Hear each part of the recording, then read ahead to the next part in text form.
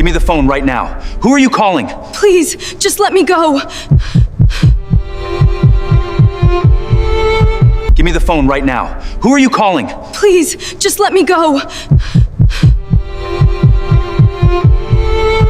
La mansión de los Valverde no era simplemente una residencia de lujo erigida en los barrios más exclusivos de la ciudad, era, en esencia, una arquitectura sofisticada diseñada meticulosamente para la contención del silencio, un silencio que no nacía de la vaciedad, sino que se construía activamente, se compraba a un precio altísimo y se mantenía mediante alfombras espesas capaces de absorber el más leve suspiro. Ventanas dobles que sellaban el mundo exterior y un personal doméstico entrenado biológicamente para caminar sobre el piso de madera sin que sus pisadas delataran su presencia. Este silencio caro, como lo describiría un observador agudo, era el verdadero gobernante de la casa, una entidad opresiva que pesaba sobre los hombros de Clara Méndez. Una joven que había pasado 2 años de su vida aprendiendo el arte difícil y doloroso de volverse invisible, de fundirse con las paredes, de ser un espectro en el lugar donde la vida real ocurría solo para los dueños. Sin embargo, la frágil ecuación de poder se rompió irrevocablemente una mañana cuando 3 policías cruzaron el salón principal con la autoridad bruta de sus botas resonando contra el mármol. Un sonido sacrílego en ese santuario de quietud, y el patrón, con un gesto de violencia contenida, sujetó el brazo de Clara con una fuerza que dejó marcada la huella de los dedos en su piel pálida, acusándola en voz alta, sin medias tintas, de haberse llevado el collar. Un acto que transformó instantáneamente la dinámica de la casa y envió a Clara a un estado de shock donde comprendió, con una claridad aterradora, que su estrategia de supervivencia basada en el silencio absoluto ya no funcionaría para salvarla. Para comprender la magnitud de la tragedia que se desarrolló en ese salón, primero debemos diseccionar la psicología del entorno y la protagonista. Sumergiéndonos en los detalles más ínfimos de la rutina de Clara, una mujer que conocía cada grieta del piso, sabía exactamente qué taza de porcelana utilizaba el señor para su café de la mañana, en qué milímetro exacto la madera de la escalera auxiliar crujía al ser pisada, y hasta qué momento del día la cocinera permitía que alguien entrara en su dominio sin recibir un comentario seco y despectivo. Era un conocimiento íntimo, visceral, obtenido solo a través de la observación constante desde abajo. Desde esa posición sumisa que te obliga a ver todo sin ser visto. Esa mañana en particular, sin embargo, la anomalía se presentó sutilmente. La puerta del estudio de la señora Renata estaba entreabierta, no abierta de par en par, ni cerrada, sino dejada deliberadamente con una abertura de apenas un dedo, una pequeña brecha en el orden perfecto que Clara mantenía, una señal de alerta roja que su instinto de supervivencia detectó inmediatamente, pero que su mente racional, acostumbrada al miedo, no quiso procesar de inmediato, por temor a lo que pudiera implicar, creando una tensión silenciosa que flotaba en el aire como electricidad estática antes de una tormenta. Clara continuó su camino con la bandeja del desayuno en las manos, tratando de controlar su respiración y pasar desapercibida, como un fantasma en una vida que no le pertenecía, mientras sus oídos captaban fragmentos de una conversación telefónica que la señora Renata sostenía en el estudio, utilizando ese tono de voz específico que no es ni un susurro ni un grito. Una frecuencia modulada utilizada exclusivamente por quienes poseen secretos oscuros que deben esconder a medias, diciendo frases cortantes como "lo voy a resolver yo, sola y no me llames más a esta hora". Palabras que flotaron en el aire denso del pasillo y se sembraron en la mente de Clara, como las semillas de un misterio que estaba a punto de florecer en un escándalo de proporciones catastróficas, mucho más grande que el simple robo de una joya. Mientras escuchaba, Clara percibió el sonido seco y distintivo de un objeto pequeño golpeando la madera del escritorio, un eco que resonó en el silencio del pasillo como un disparo.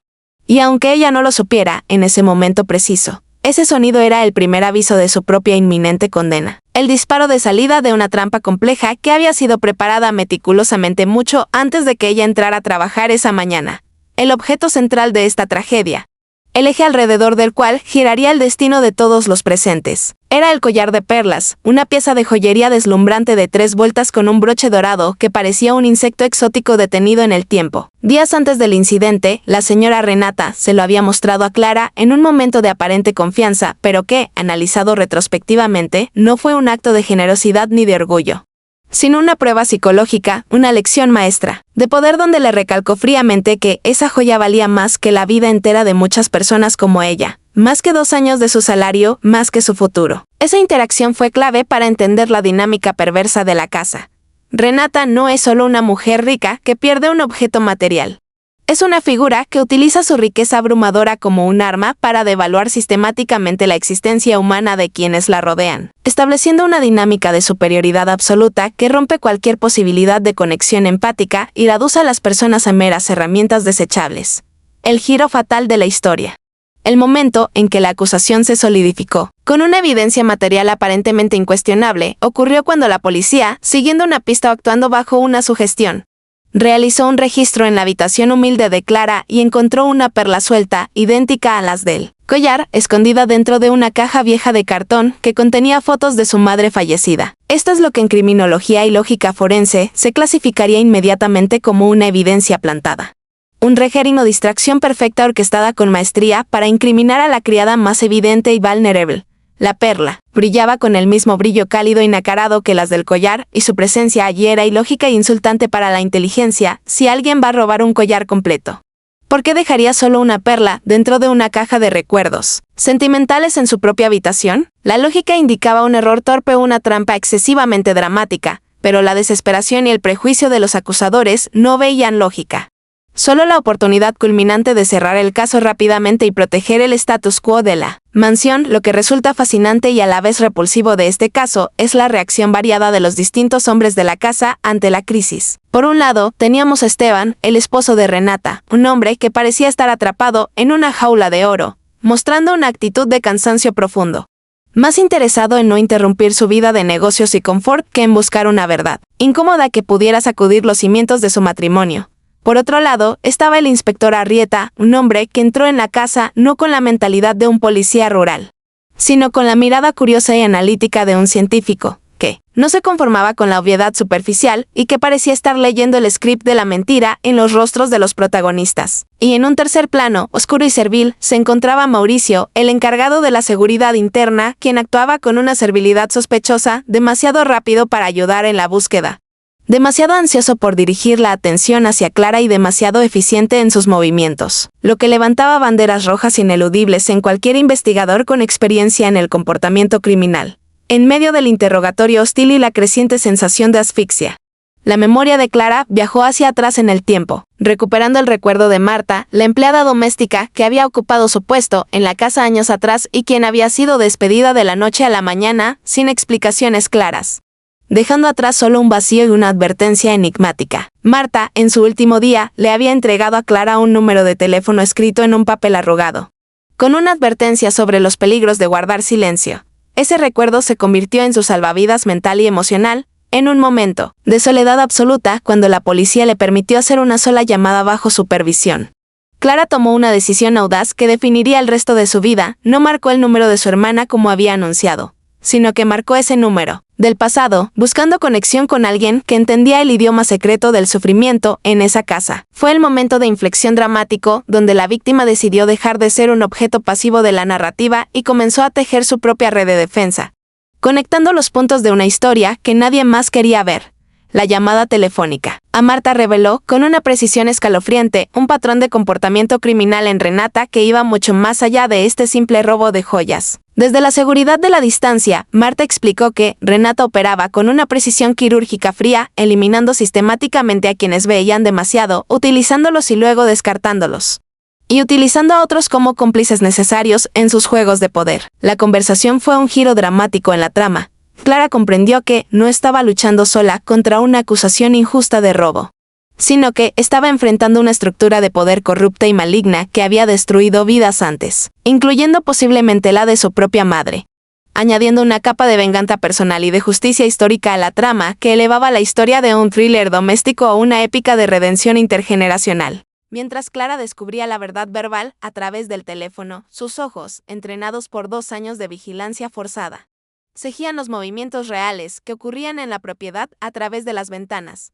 Vio a un hombre desconocido, con aspecto nervioso y vestimenta común, entrar sigilosamente por el portón de servicio y mantener una reunión tensa y breve con Mauricio. Vio la tensión en el lenguaje corporal de ambos, el intercambio de algo pequeño, posiblemente dinero o documentos. Y como este hombre misterioso era luego llevado con urgencia hacia la casa de huéspedes, una estructura independiente en el fondo del jardín donde vivía el tío Aurelio. Clara conectó los puntos con rapidez, comprendió que el collar de perlas, el escándalo en el salón principal, era solo la punta del iceberg. Una cortina de humo humeante diseñada para encubrir algo mucho más oscuro, peligroso y sucio, posiblemente relacionado con ese visitante misterioso y las llamadas secretas que Renata intentaba ocultar, en un acto de valentía desesperada que desafía toda lógica de autoconservación. Clara utilizó una llave antigua y oxidada de bronce, que la cocinera en Gracia le había pasado discretamente junto con el desayuno, un gesto de solidaridad subversiva, y logró abrir la puerta de la habitación donde estaba retenida. Cruzó el jardín a plena luz del día, no para huir de la casa como todos lógicamente pensarían al ver a una sospechosa, sino para advertir a don Aurelio que su santuario personal había sido violado, que estaban utilizando su hogar como escondite. Criminal de este movimiento cambió el tablero del juego radicalmente. Clara dejaba de ser la acusada fugitiva y vulnerable para convertirse en una aliada estratégica del patriarca de la familia.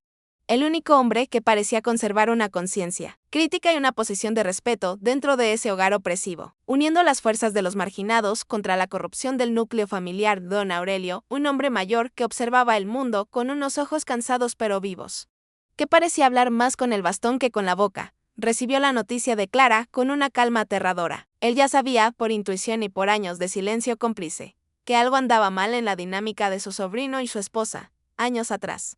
Había encontrado cartas personales en su escritorio que no debían estar ahí, sospechas profundas, sobre la fidelidad y la moralidad de Renata que había guardado en silencio por lealtad familiar mal entendida. Al ver la determinación, el miedo y la verdad en los ojos de Clara, decidió finalmente romper su propio silencio y juntos, la joven empleada y el anciano aristócrata, entraron a la casa principal con el testigo que habían encontrado escondido, llevando la verdad incómoda y palpitante directamente al centro del salón principal, donde se gestaba la farsa teatral. El enfrentamiento en el salón principal fue una escena de alta tensión dramática, digna de una obra de teatro clásica. Renata, sintiendo que el control se le escapaba de las manos, intentó manipular la situación con su habilidad característica, acusando a Clara de haber escapado de su detención, de traer intrusos a la propiedad y de conspirar contra la familia, utilizando su habilidad sobrenatural para torcer la realidad y jugar el rol de la víctima indignada y traicionada por su propio personal. Pero la presencia física del hombre escondido, Sergio, y la postura firme, digna y protectora de Aurelio crearon una grieta insalvable en su armadura de perfección social, exponiendo su nerviosismo, su sudor frío y su pánico ante el inspector Arrieta, quien comenzó a ver claramente que las piezas del rompecabezas no encajaban en la versión oficial, edulcorada y conveniente, que la esposa del dueño de casa intentaba venderle. El punto de quiebre definitivo, el momento en que la mentira colapsó bajo su propio peso, llegó cuando Marta, la empleada del pasado, la fantasma que todos creían olvidada, se presentó físicamente en la puerta principal de la mansión con una autoridad moral inquebrantable. No venía sola, traía consigo una memoria USB pequeña, gris y sin marca, que contenía las grabaciones de un segundo servidor de seguridad. Un sistema de respaldo que Renata y Mauricio creían que solo ellos conocían y controlaban. La evidencia digital es difícil de refutar, difícil de manipular en tiempo real, y Marta, con su conocimiento técnico adquirido en años de servicio silencioso y observador, tenía el control remoto de la verdad absoluta. Al entregar el dispositivo físicamente al inspector, selló el destino de los opresores y cambió el curso de la justicia. Las imágenes que aparecieron en la pantalla del cuarto de monitoreo, iluminando los rostros pálidos de los presentes, fueron devastadoras e incriminatorias, sin lugar a dudas. El video mostraba con claridad meridiana a la señora Renata, sacando ella misma la perla del collar, envolviéndola con cuidado en un pañuelo y posteriormente introduciéndola en la habitación de Clara. Un acto premeditado de incriminación. Pero no solo eso, las grabaciones también la revelaban en su intimidad con Sergio, el hombre escondido, exponiendo una doble vida llena de mentiras, traiciones y posibles delitos mayores, rompiendo la fachada de esposa perfecta y devota que había mantenido durante años. Mauricio, al ver las pruebas irrefutables en la pantalla y sintiendo el peso de la ley encima, se derrumbó emocionalmente y confesó que el archivo original que iba a entregar a la policía iba a ser editado, admitiendo su participación activa en la encubridora de un delito que no cometió por maldad inherente, sino por miedo, coacción y necesidad económica. La caída en desgracia de Mauricio arrastró consigo a Renata hacia el abismo. Pero antes de que la justicia formal y burocrática tomara el control total de la situación, hubo un momento de justicia poética, familiar y devastadora. Aurelio, con mano temblorosa pero firme, entregó a su sobrino Esteban una carta antigua, amarillenta por el paso del tiempo, que había encontrado años atrás en su escritorio y que guardaba como un secreto doloroso. Esa carta probaba de manera incontrovertible que la esposa no era una mujer que se había corrompido con el tiempo o las circunstancias, sino que nació y se crió en una cultura de manipulación, abuso y desprecio hacia el servicio doméstico, patrones de comportamiento, aprendidos y perfeccionados por su propia madre. Esteban, al leer las líneas, se dio cuenta con horror de que no había perdido solo una joya material, sino que había vivido una mentira construida sobre generaciones de humillación ajena. Y que su cómplice silencio lo había hecho parte de la cadena de abuso. La revelación más golpeante y personal, sin embargo, estaba reservada para Clara y para el cierre de su arco emocional. A través de la conversación con Marta y las cartas, se descubrió que su propia madre había sido víctima de la madre de Renata años atrás en una casa anterior, acusada falsamente de un robo de un cubierto de plata que no cometió, una acusación que destruyó su reputación y su salud. Esto transformó el juicio de Clara de un simple caso legal de robo e incriminación a una cruzada sagrada por limpiar el nombre de su propia sangre, conectando su dolor personal más profundo con el presente, de una manera que ningún abogado podría haber orquestado. El collar de perlas dejaba de ser un objeto de valor para convertirse en el símbolo de una cadena de abusos intergeneracionales que debía ser rota para que la justicia fuera real, con las pruebas digitales en la mano del inspector, la confesión del cómplice arrepentido y la revelación de la historia familiar de abuso. El inspector Arrieta procedió sin piedad ni vacilación a detener formalmente a Renata y a Mauricio. La arrogancia de la señora de la casa, su postura altiva y su mirada despectiva se desvanecieron instantáneamente. Leaving behind a tired old woman exposed for WHO sheer iliwas. A hollow shell filled with bitterness. El arresto no fue solo un acto legal burocrático, fue una purificación simbólica y necesaria del ambiente tóxico de la mansión. El momento exacto en que el silencio caro que se construía con alfombras, amenazas y dinero se rompió finalmente para dejar entrar el aire fresco y cortante de la verdad, por más dolorosa, incómoda y destructiva que ésta resultara ser para la fachada de la familia de Esteban, hundido bajo el peso abrumador de la evidencia irrefutable, la traición de su esposa y la complicidad de su empleado. No tuvo más remedio que aceptar la realidad rota que tenía ante sus ojos. Pidió disculpas a Clara, no con grandilocuencia, ni discursos públicos, sino con la vergüenza silenciosa y humillante del engañado que se despierta demasiado tarde. Ofreció, como una forma de insuficiente reparación, usar toda su influencia y recursos para reparar el daño hecho a la madre de Clara, abrir expedientes judiciales antiguos, archivados y olvidados, y limpiar el nombre de una mujer que ya no estaba para verlo o disfrutarlo. Fue un intento tardío, desesperado y quizás egoísta de redención personal. Un reconocimiento doloroso de que su privilegio ciego había sido el suelo fértil donde la crueldad de su esposa había crecido sin control durante años. Clara, por su parte, tomó una decisión que refleja su madurez y su crecimiento espiritual a lo largo de la tortuosa jornada. Decidió que su lugar ya no estaba allí, en esa casa grande pero vacía de alma, donde el aire siempre olía a represión y miedo. Empacó sus pocas pertenencias materiales, las únicas que realmente le importaban, incluida la foto vieja y doblada de su madre y la llave oxidada que le había dado en gracia, objetos que ahora simbolizaban su lucha, su resistencia y su libertad recién conquistada, al marcharse de la mansión Valverde para siempre. No hubo llantos histéricos ni despedidas dramáticas, solo el sonido seco y firme de sus pisadas alejándose de una casa que la trató como un objeto desechable, caminando hacia una vida nueva donde podría ser finalmente sujeto y protagonista de su propia historia, libre de las cadenas invisibles del silencio impuesto y del miedo paralizante. En el epílogo de esta conmovedora historia, vemos a Clara en un entorno completamente nuevo, una casa modesta, pequeña pero llena de luz y paz propia, compartiendo un espacio vital y real con su hermana Lucía. La paz que se respira en esa cocina pequeña, con sus ollas humeantes y sus paredes descascaradas pero limpias, es auténtica. No es una paz comprada con dinero ni forzada por el miedo. El ciclo tóxico de abuso se rompió definitivamente, no porque el sistema legal lo hiciera de manera eficiente, sino porque una mujer decidió hablar, mirar a los ojos a la mentira sin pestañear y usar su propia voz como el arma más letal y poderosa contra la injusticia institucionalizada, demostrando que la dignidad no se negocia. Sin embargo, el final de esta narración nos deja con una reflexión profunda, filosófica y socialmente relevante sobre la naturaleza persistente de estos crímenes de poder. Mientras Clara estaba en su nueva cocina, pelando una manzana con movimientos lentos y meditativos, el teléfono sonó, interrumpiendo la tranquilidad del momento. Era una chica nueva, joven y asustada, llamada Marisol, que trabajaba en otra casa grande y que, al igual que Clara años atrás, había visto algo que no debía. Algo que la ponía en peligro. el ciclo social del abuso doméstico, la explotación y la prepotencia de clase no termina con un solo caso resuelto o con un arresto televisivo. Es una hidra de múltiples cabezas que requiere vigilancia constante, valentía renovada y solidaridad entre los vulnerables. La llamada telefónica de Marisol cierra el círculo narrativo de esta historia de una manera brillante y esperanzadora, sugiriendo que la lucha continúa pero que ahora hay una guía. Clara, que alguna vez fue la niña aterrorizada que no sabía a quién llamar ni en quién confiar, ahora se convierte en la mentora, la figura de autoridad moral y la guía que orienta a la próxima víctima.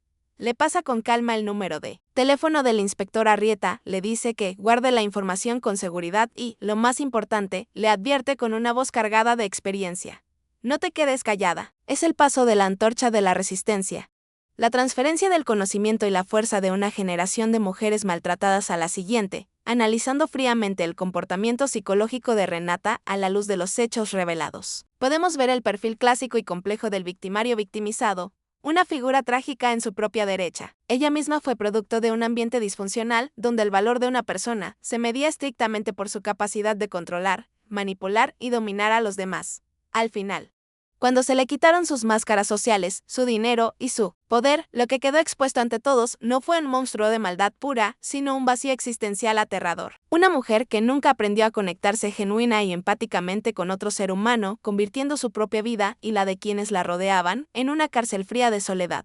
Mentiras y relaciones transaccionales. La figura del tío Aurelio es crucial y merece un análisis aparte por lo que representa en la sociología de la complicidad. Durante años, este hombre observó desde su silencio cómodo las injusticias que ocurrían bajo su propio techo, sospechando la verdad pero no actuando por lealtad a una familia que no lo merecía. Su intervención final, aunque valiosa y decisiva, es redentora, pero también sirve como una crítica mordaz y dolorosa a quienes observan la injusticia social desde la comodidad de sus privilegios sin intervenir a tiempo, permitiendo que el daño se acumule y se extienda. Nos pregunta cuántas Claras o cuántas madres de Clara podrían haberse salvado si él hubiera hablado años atrás, si hubiera roto su silencio antes de que el daño fuera irreversible, desde una perspectiva estrictamente forense y procesal. El caso Valverde nos enseña una lección invaluable sobre la importancia crítica de la evidencia circunstancial versus la evidencia forense dura. La perla plantada en la habitación de Clara funcionó como una duda razonable inicial, una herramienta de manipulación eficiente, pero fueron las grabaciones de video de seguridad, los metadatos digitales y los testimonios cruzados los que construyeron la verdad irrebatible. La tecnología, en este caso específico, sirvió como el gran igualador social, permitiendo que la voz, la versión y la verdad de los sirvientes tuvieran el mismo peso legal y probatorio que la palabra, hasta ahora incuestionable, de los amos de la casa. El uso del espacio físico en la narración de esta historia es también altamente simbólico y metafórico. La mansión grande, con sus pasillos interminables, sus espejos y sus habitaciones cerradas, representa el laberinto de mentiras, secretos y manipulaciones en el que la familia vivía. En contraste directo, la pequeña habitación de Clara en el servicio, con su caja de fotos viejas y sus pocos recuerdos personales, representa la autenticidad, la memoria y la verdad emocional pura. Cuando Clara decide salir de su cuarto seguro para enfrentar a los amos en el salón principal, invadiendo su espacio sagrado, es el momento simbólico en que la verdad irrefutable invade y conquista violentamente el espacio de la mentira, reclamando lo que le corresponde. La dinámica de género presentada en esta historia es compleja y rompe con los estereotipos simplistas. Tenemos, por un lado, a mujeres oprimidas y victimizadas por el sistema: Clara, Marta, su madre, la nueva Marisol, y por otro lado, a una mujer opresora: Paola Renata. Se rompe efectivamente el estereotipo de que la víctima y el victimario siguen siempre géneros fijos o predecibles. Aquí, el abuso de poder trasciende el género biológico y se instala firmemente en la estructura de clase, y Renata ejerce su forma particular de patriarcado compartido con el mismo rigor, crueldad y eficacia que cualquier hombre de su estatus social podría haber hecho, demostrando que el poder corrupta indistintamente. Otro punto analítico fascinante es la transformación semántica y simbólica del objeto central, el collar. Al principio de la historia, el collar funciona como un símbolo de riqueza, estatus y poder adquisitivo, un trofeo.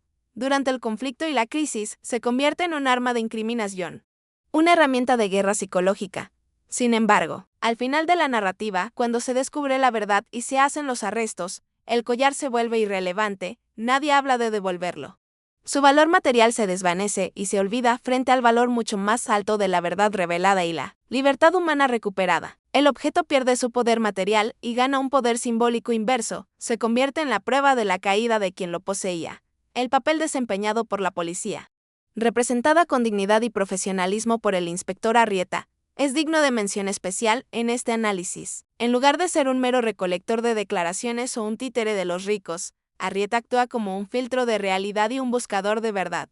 No se deja llevar por la histeria dramática de Renata, ni se intimida por la suma de riqueza y contactos de Esteban. Su neutralidad analítica, su paciencia y su método son los que permiten que la verdad emerja lentamente de las cenizas de las mentiras, demostrando que, en un sistema de justicia ideal, la ley debe estar siempre por encima de las alfombras gruesas, los nombres, apellidos y el silencio comprado. La subtrama de Mauricio. El empleado de seguridad leal, que poco a poco se corrompe hasta convertirse en cómplice necesario, añade una capa de realismo social y humano dolorosa a la historia. No es un villano de caricatura, nacido para ser malo. Es un hombre común y corriente, atrapado entre su ética personal y la supervivencia económica de su propia familia en un sistema desigual que lo presiona.